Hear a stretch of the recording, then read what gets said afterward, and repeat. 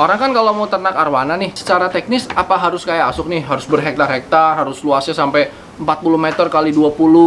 Itu mungkin nggak sih kalau kayak orang punya halaman, ya bikin kolam ukuran 3 meter kali 3 meter, itu mungkin nggak sih?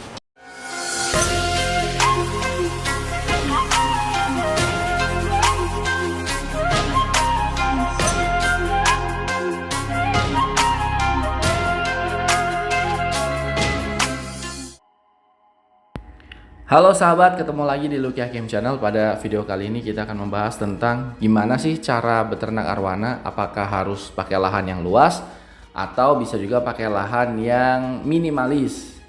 Kita ngobrol langsung sama Suk Eng Pang. Beliau ini memang sudah ternak arwana dari zaman dulu. Sudah banyak pengalamannya dan terbukti menghasilkan dan melestarikan ikan arwana super red. Bahkan beliau juga sudah mendapatkan penghargaan ini dari dunia air tawar tahun 1994 nih. Nama beliau Liao Eng Pang.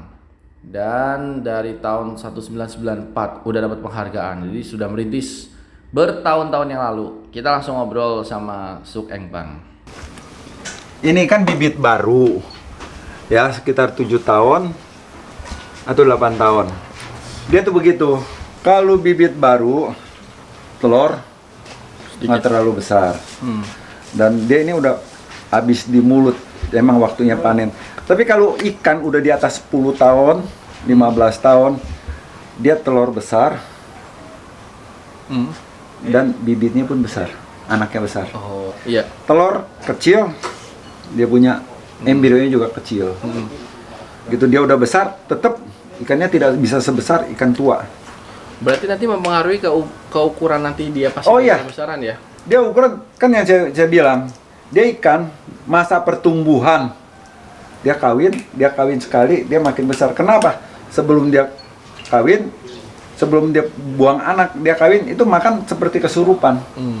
Biasa kita kasih kodok 3, dia bisa 8, bisa 10. Iya. Nah, itu ikan prosesnya tuh membesarnya tuh waktu dia mijah, waktu dia kawin. Iya, iya. Makanya kalau dia yang di rumah tuh, itu ikan nggak bisa tuh, udah 40 tahun tuh makin besar, nggak bisa. Itu kan ada maksimalnya. Iya. Dia makin tua, Berhenti. dia seperti manusia akan makin Berhenti. mengecil. Kayak istilahnya kayak mungkin kalau orang tuh kan bungkuk ya mungkin ya, dia mungkin Bungkuk itu kan faktor kalau di manusia itu tulang belakangnya yang tidak mampu menahan beban tubuh. Kalau ikan ada masalah yang bungkuk di mana? Bungkuk di sini, dia tua. Tapi kalau bungkuk di perut, dia memendek, dia punya melengkung. Itu melengkung, itu ada masalah di pencernaan. Berarti penyakit jatuhnya. Pencernaannya. Iya. Dia kalau biasa masalah pencernaan, itu ikan Cekung. makan kurang apa mungkin yang kebanyakan di orang tuh nggak bisa berak. Oh iya iya iya.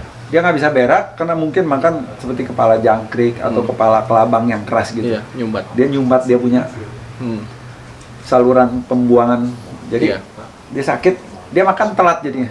Dia susah makan karena ini ikan kan lemas. 3 bulan 4 bulan nggak makan aja dia masih ada persediaan makan dari tubuhnya. Iya iya. Jadi dia melengkung gitu di belakang itu dari pencernaan, masalah pencernaan, jadi itu ikan jadi melengkung. Apa bagaimana? Mau dibawa pulang aja sama Pak Luki? Ya saya bawa semuanya deh. Boleh. Tuh kan sahabat, nggak sia-sia belajar di sini, langsung dapat bonus banyak sekali nih arwana. Amin. Nah kalau misalkan saya sih fair jadi orang ya, saya fair jadi orang. Siapa yang mau belajar, saya open. Karena ini primadona Indonesia, ikan langka yang harus kita sama-sama kita jaga dan kita pelajari. Tapi kan nggak bisa orang mau belajar tuh minta WA saya. Saya juga ada kesibukan, maaf aja. Saya ada kesibukan. Seumpama setiap orang setiap hari WA, saya nggak bisa dagang. Rasanya nanti makan juga agak susah kali ya, misalnya balasin WA gitu. Suruh nonton YouTube channel saya aja kalau misalnya mau belajar panen, nonton Lucky Hakim Channel. Dan ada apa? RAE Hobi. RAE Hobi. Atau ada juga channel Irfan. Udah banyak sebenarnya ilmu yang disebarkan. Saya banyak saya ajarin karena ini kan primadona Indonesia. Buat saya bukan satu kerugian ngajarin ke warga bahwa ini ikan primadona Indonesia. Di Kalimantan hampir punah. Emang sekarang banyak yang itu. Kalau bisa di luar habitat Kalimantan, di Pulau Jawa, air yang bagus bisa diternakan, itu kita jaga. Suk, saya mau nanya, Suk. Orang kan kalau mau ternak arwana nih, apakah terlepas perizinannya, itu nanti urusan lain kan, perizinannya. Tapi maksud saya, secara teknis, apa harus kayak Asuk nih, harus berhektar-hektar, harus luasnya sampai 40 meter kali 20. Itu mungkin nggak sih kalau kayak orang punya halaman, ya bikin kolam ukuran 3 meter kali 3 meter, itu mungkin nggak sih? Mungkin, yang mau diternak berapa? Kalau misalkan 3 kali 3 ikan saya 20 ekor kan cilaka, nggak bakal bisa berkembang. Dan yang di ancer-ancer 3 kali 3, 5 kali 5, itu kan saya udah pernah bicara sama Pak Esa atau apa, nah kita bahas lagi, itu bisa dengan kedalaman air 1,5 meter. Satu dikasih pohon batang-batang supaya dia tuh aman, safety rasanya. Batangnya di bawah-bawah. Bawah kita bawa, atau kita kasih pohon-pohonan di atasnya terlindung, nggak usah terlalu banyak. Dia tuh ikan begitu, dia mah asal ditutup matanya, terlindung dari matanya, dia nggak peduli tuh badannya keluar kelihatan.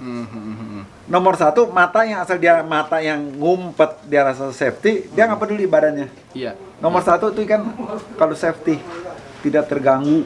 Dia kalau aman, tempat cetek pun dia keluarin di danau-danau Kalimantan kan di tempat cetek, dia nggak mungkin tempat dalam.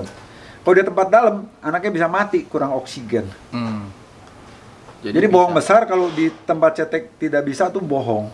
Karena dia buang anak umumnya di antara 0,5 meter, atau paling dalam 1 meter pun udah kedalaman, karena itu anak nggak bakal dapat oksigen. Iya.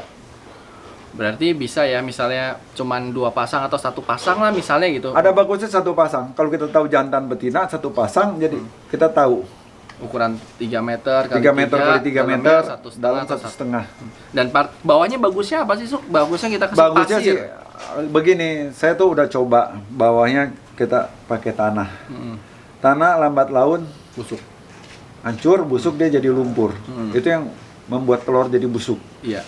Ada bagusnya bawah dicor, kita kasih pasir.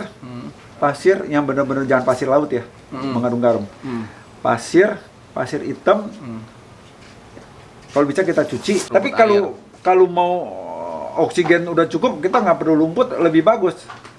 Karena waktu dia bertelur di dasar, itu dia ngambilnya kalau ada rumput agak susah.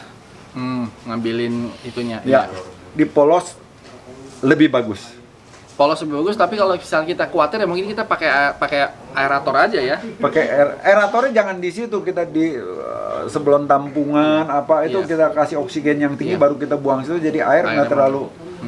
Kalau oksigen tinggi ikan udah oke kok. Terus paling atasnya kita kasih kayak tanaman-tanaman pelindung bisa kan? Ya. Iya. Biar dia aman. secure. Terus masalah perizinan, saya rasa pemerintah juga udah mesti Iya. lihat yang bisa emang benar-benar bisa skala home industry lah istilahnya, iya, bisa skala itu, rumahan gitu. Saya sih berharap nggak perlu izin. Jadi jangan harus yang kalau peternak arwana harus punya tanah sekian hektar. Wah, nanti lama-lama hanya orang-orang yang kaya raya aja yang bisa. Tapi kalau orang-orang pehobi kan sekarang udah banyak nih, Suk. Dia punya arwana 5 di rumah atau 7. 7 itu tanggung, dibilang orang nggak punya ya dia udah punya 7 ekor. Terus mau dibikin ternak juga dia ngerasa wah saya nggak punya tanah sehektar 2 hektar. Akhirnya jadi ikan itu mati tua di akuarium. Betul. Nah, mungkin kalau perizinan dipermudah kan bisa jadi kan, asal nanti teknologinya bisa mencari ini yang jantan ini betina, udah tinggal bisa asal bisa membuktikan bahwa dia tuh bisa ternak kembang biakan. Iya. Sebetulnya saya tambahkan ya. Iya. Ini serba salah. Orang banyak mengeluh arawana murah katanya. Betul kan? Murah, saya tidak kebeli. Karena kalau murah, arawana kan primadona Indonesia. Dunia luar bisa lihat, ya ikan murah. Itu salah satu kendala juga. Kalau ikan arawana super red, puluhan juta, ratusan juta, mungkin sampai miliaran. Iya. Itu membuat nama Indonesia kayak ikan yang paling bagus, termahal. Iya. Kalau ikan sampai 10.000, 5.000, apalagi 30.000 sekilo yang gede. Penghargaannya jadi hilang nanti. Betul. Nilai mata Indonesia di dunia luar juga jadi rendah sekali. Toh kalau kita jual yang mahal kan dapat devisa juga, Suk. Dolar kan jadi masuk ke kita kan gitu. Wah, sering jual pakai dolar. Diam-diam ini jual ikan pakai dolar nih. Belum nyampe ke situ ilmunya. Kita kan orang Indonesia pakai rupiah aja. Iya. Ya, kenapa kita mesti tiru-tiru orang luar? Iya. Berharap ya, Berharap. biar rupiah kuat. Betul. Apalagi yang mau ditanya. Tuh cukup banget Cuk tadi sudah Cukup. praktek, udah langsung praktek, udah hebat. Udah ngerasa beruntung gitu. Karena teori bisa dicari di buku, bisa lihat di video, tapi ketika kita berkesempatan nyemplung bareng dan melihat, kan itu tadi Suk, ada tenaga yang kita nggak bisa lihat hanya di buku atau apa, kan memang ada gerakan-gerakan itu yang seperti itu gitu. Itu berharap diamalkan ya. Oh iya, ini kan dengan disiarkan kan insya Allah bisa ditebar luaskan gitu. Jadi cara nangkep ikan, kalau orang nggak tahu dia angkat begini, dia akan loncat. Tapi kalau ikan tunggingin dikit, Iya. dia kayak nggak ada tenaga. Karena dia punya Iya. powernya di buntut. Itu Iya. rahasia kan orang nggak tahu kan? Iya, iya, betul. Seringnya orang cenderung begini, ngangkat ininya, palanya. Loncat. Iya, harusnya memang begini. Tuh, betul. Terima kasih, Suk Eng Bang.